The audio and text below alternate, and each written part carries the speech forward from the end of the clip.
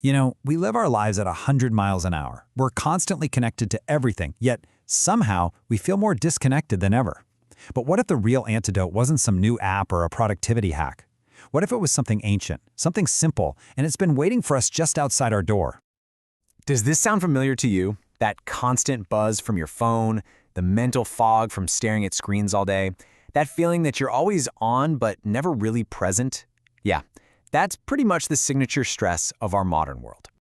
And the reason we feel this way might be a lot simpler than we think. Get this, it's a staggering statistic from Dr. King Lee, who's a leading expert in this field. Most of us spend 93% of our time indoors. Just let that sink in for a second. We've basically become an indoor species, living in an environment we were never, ever built for. And scientists have actually put a name to these feelings. There's nature deficit disorder, which is pretty much what it sounds like, our growing disconnect from the natural world. And then there's techno-stress. That's that anxiety and compulsion tied to our devices. The feeling that you have to be connected 24/7. And this whole problem, it's only getting bigger. Just look at this chart. It shows this dramatic shift. Back in 1950, less than 1 billion people lived in cities. Fast forward to 2014, and that number jumps to nearly 4 billion. And by 2050, it's projected that 3/4 of the entire world population will live in a city. We are literally engineering our lives to be further and further away from nature. So, what's the solution here? Well, it comes from Japan, where they actually recognized this problem decades ago. It's a practice that mixes ancient wisdom with modern evidence-based science. So let's talk about Shinrin Yoku. Okay, so in Japanese, Shinrin means forest, and Yoku means bath. So Shinrin Yoku literally translates to forest bathing. The idea is super simple, but also really profound. You just bathe in the forest atmosphere. You take it all in through every single one of your senses. And this is a really important point to make. Forest bathing isn't about exercise. It's not about getting your heart rate up or counting your steps. It is not a workout. The crucial difference is that it's about mindfulness over muscle. It's simply about being in nature and allowing yourself to truly connect with it. Researchers have this great way of describing it. They call it a bridge, right? In a world that is constantly pulling us away from nature, forest bathing is the practice that helps us cross back over, closing that gap between our hectic modern lives and the natural world we actually evolved from. Okay, this all sounds really nice, right? But how does it actually work? Because this isn't just some vague feeling. There is powerful, measurable science that explains what happens to your body and your mind the moment you step into a forest. So, here's the core of it. In our daily lives, we're almost always in fight or flight mode.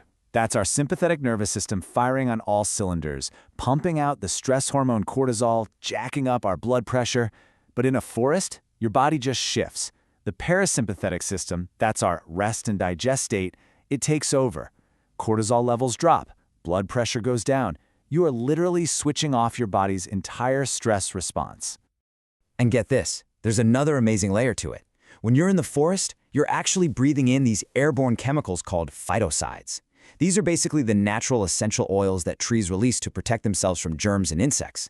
It's like nature's own aromatherapy, and you're just walking around breathing in all the benefits. So now that we kind of know how it works, let's get into exactly what it does. Because the health benefits that have been measured in scientific studies they're truly incredible. They affect everything from your mood all the way down to your cells. Okay, let's start with one of the most powerful effects, a huge boost to your immune system. Remember those phytocides we just talked about?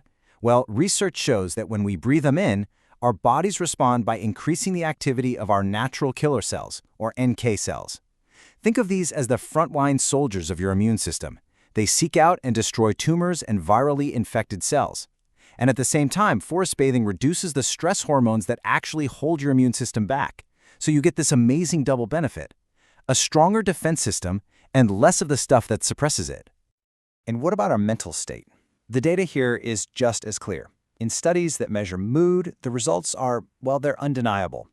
Before a forest bath, you can see participants report higher levels of anxiety, depression, and fatigue. And afterwards, all of those negative states are significantly reduced. But look at that last one, vigor or energy. It actually increases. How cool is that? And the list just keeps going. Studies have also linked forest bathing to lower blood pressure, way better sleep, improved memory and focus, and even better regulation of your body's internal clock. It is a full body and full mind reset. So the evidence is pretty clear. The next logical question is, okay, how do I actually bring this into my own life? And the good news is, it seriously could not be simpler. This is your official, science-backed prescription. Right, let's break it down. You don't need any special skills, you don't need any expensive gear. This is all about a shift in your attention, not some feat of endurance. The whole practice is really built around engaging your 5 senses. So really look at the different shades of green around you. Listen for the bird song, or just the sound of the leaves rustling. Breathe deep and smell the soil and the trees. Reach out and feel the texture of a tree's bark. You can even taste the clean freshness in the air. This is how you build that bridge back to nature. So here's your simple guide. First, just find a spot with some trees. It can be a national forest, or it could be a local park, even your backyard works.